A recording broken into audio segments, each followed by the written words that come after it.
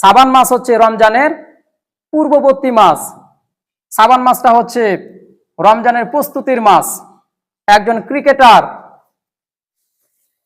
Cricketer এবং একজন footballer, যে কোনো ব্যক্তি মেন খেলায় প্রথমেই নামে না।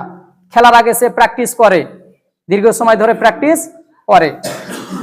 রমজানের আগের মাস হচ্ছে শাবান মাস। এই শাবান মাসটা হচ্ছে প্রস্তুতির মাস।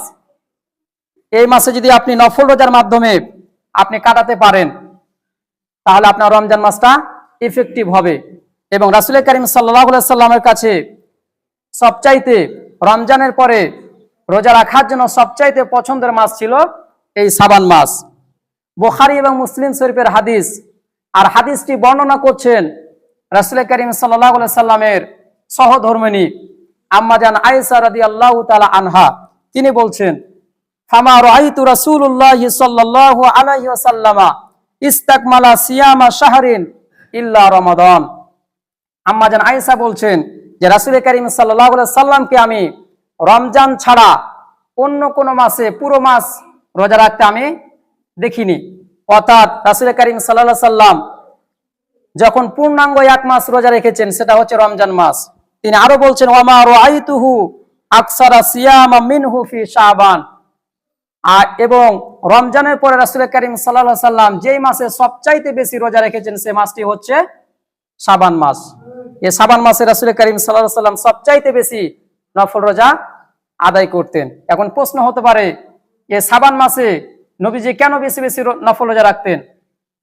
এটা প্রশ্ন হতে পারে। এটার উত্তরও আছে। রাসূল করিম সাল্লাল্লাহু আলাইহি সাল্লাম দুইটা কারণে এই শাবান মাসে বেশি রোজা রাখতেন।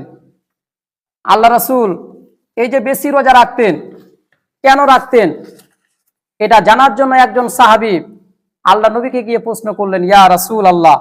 সেই সাহাবীর নাম হচ্ছে উসামা বিন যায়েদ রাদিয়াল্লাহু তাআলা আনহা।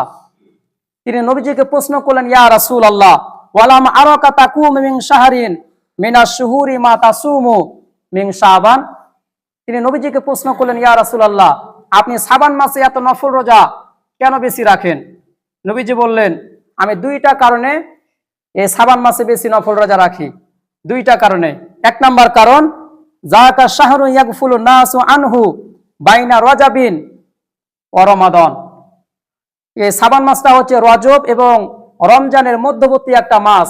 আর এই মাস সম্পর্কে মানুষ গাফেল থাকে, মানুষ উদাসীন থাকে, মানুষ কেনাকাটায় ব্যস্ত থাকে রমজানের।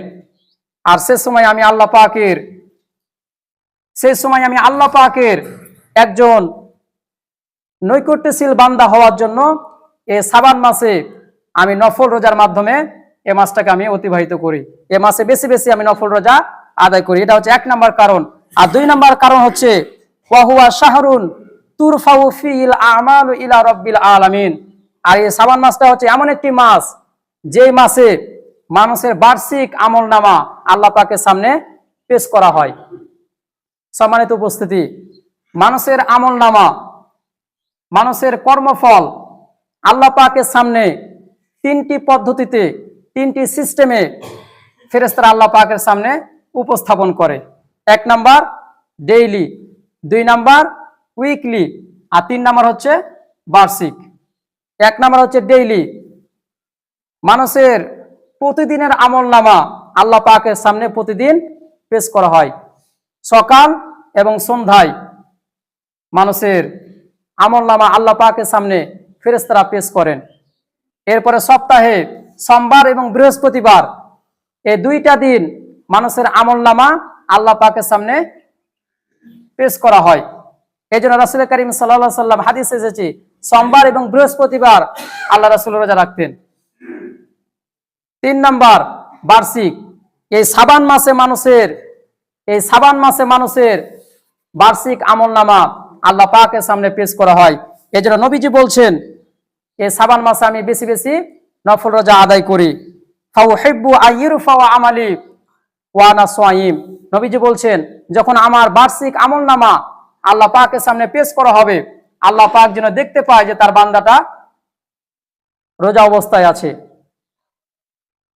এই জন্য নবীজি এই শাবান মাসে বেশি বেশি নফল রোজা আদায় করতেন।